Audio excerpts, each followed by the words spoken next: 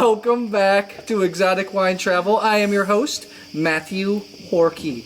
We're here on the island of Hvar in southern Dalmatia in Croatia, and I'm here with somebody we've followed for actually quite a few years now. I have a little guest on the show today. This is Jo Ahearne, Master of Wine. One of only, how many Master of Wine are actually making wine in the world? Oh, making wine. There's probably only about 15, 20 of us. 15 or so. There you go. We're making wine here on Hvar from indigenous varieties. Welcome to the show. Thank you very much. Thanks for being. You know, Shireen and I have followed your wines pretty much from the start, from just Rosina to now everything. Can you tell us a little bit about why you, maybe your background, why you wanted to start making wine here in Croatia? Well, I've been making wine around the world for 20 years. So I started in Australia, and then I worked for various different companies, sort of like from a small company like Charles Melton, which was sort of like, 100 tons, up to working for Jacobs Creek when I was doing 20,000 tons. So there's this sort of like, and now I do even less. So I do make 7,000 bottles. And I was always looking for somewhere to make my own wine. Okay. So I've blended wines, I've worked with wines all around the world, and to me Croatia is like, it's really exciting. It has all these indigenous grape varieties, so there's about 100 of them. And I just think indigenous grape varieties are really interesting because they reflect the soil, they reflect the personality of the region, much more possibly than more international grape varieties in the same region. And I think people are really interested in something that they can't get from anywhere else. Yeah. And so I thought, well, I'm looking for somewhere to make my wine. Hvar is one of the most beautiful islands in the world. Why not?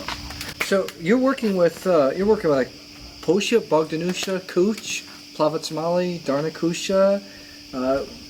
What do you find exciting about working with these grapes here on?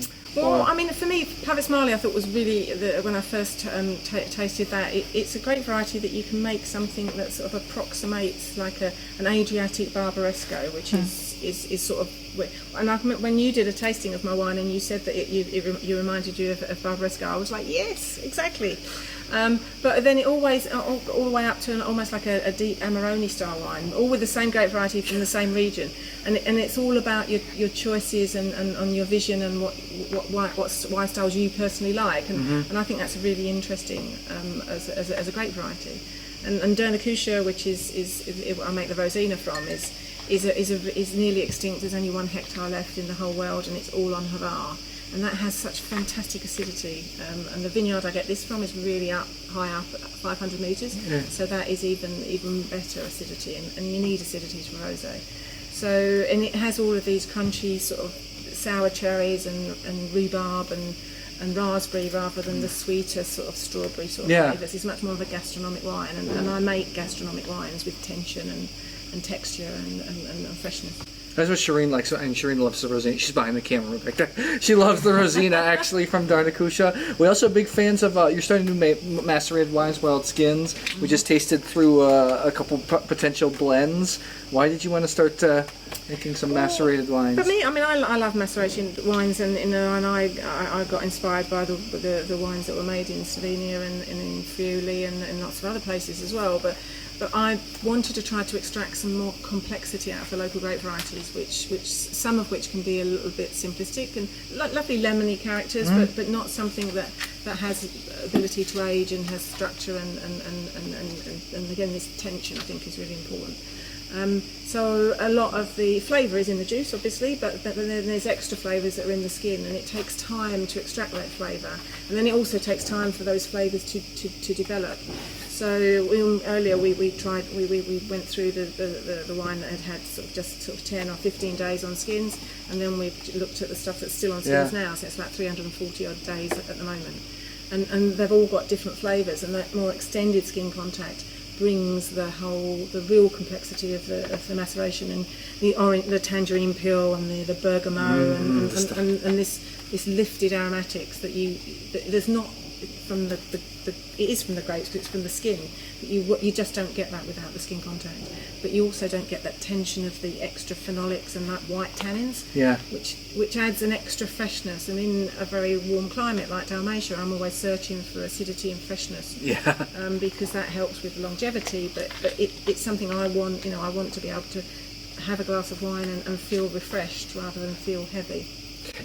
How many master wines are there in the world? 300 and... I should know, 390, 300. What do all your master wine friends think about you actually making wine in the middle of the Adriatic Sea, and kind of in the middle of nowhere? When I show them the photographs of the sea and how beautiful it is, they go, oh. A lot of people, not just master wines, but a lot of people just assume that the grapes are really cheap because it's Eastern Europe, and it's like this craziness that, why would that be? And the grapes aren't cheap at all. And so then people, if it wasn't cheap grapes, why there? Because you have no connection with there. But part of it is the fact that there are so many interesting indigenous grape varieties here that are not unexplored locally, but maybe internationally are unexplored, and they were definitely unexplored to me. And so I just thought it was very interesting to start tasting the grapes and trying to work out what could be done with them. And it is ridiculously beautiful. What do you think about, not just for your wines, but Croatian wine in general, the country needs to do to improve quality, improve visibility on the world market? I think visibility is quite a hard one because in Croatia the vineyard plots are really quite small, and so there are only probably 5 large wine companies that can produce high volume and a sort of more of an entry point level, and usually that is what starts the ball rolling in terms of the international scene.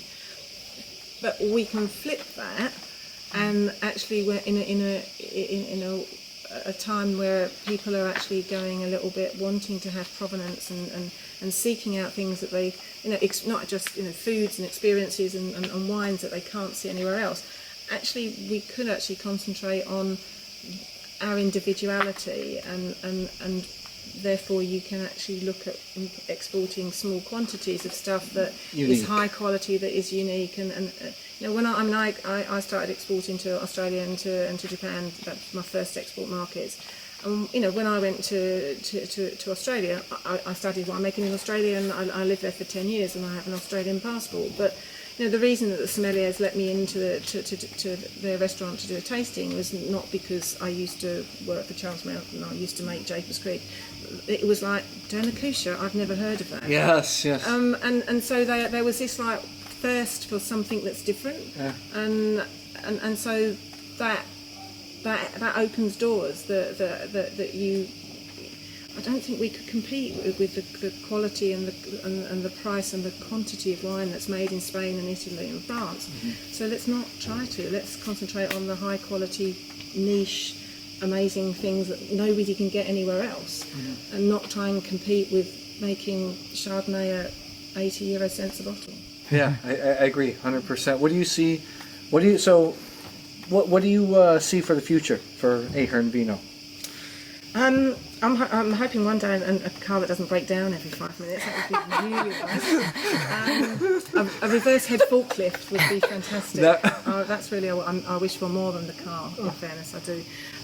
But no, I don't want to get big. I want to be able to make wines that I really like. I make wines that I like to drink. And so I make 7,000 bottles now. This coming vintage, probably be 10,000 bottles. So it's a good lunch. We could drink it all together. But maybe 20,000, 30,000 bottles. That's about it. I'm looking at my new release for next year. Will be a red Dalmatian wine that will be an approximation stylistically of Pinot Noir. Because lots of people drink wine here in the summer, and they don't want to drink big heavy Plavets. And so I'm working on a blend of Darnekuša and Plavac Mali to produce something that has that lightness of touch, but it's still complex and concentrated, and it has that silky texture that Pinot has. And we taste it out of the barrel. I think Sharina approves, right? Sharina. So check out Joseph. You are in, I think, USA, Australia, Japan. Where else? UK, Denmark, Singapore. That's it so far. So come on, check out her wines. Come on down to the island of Hvar. Check out her very modest and very charming winery. You can also check out her interview. Actually, we interviewed in our book, Cracking Croatian Wine, so I'll put that up on the screen too. So check it out. Guys, if you like this video, please subscribe to our YouTube channel, Exotic Wine Travel. I will see you at the next episode.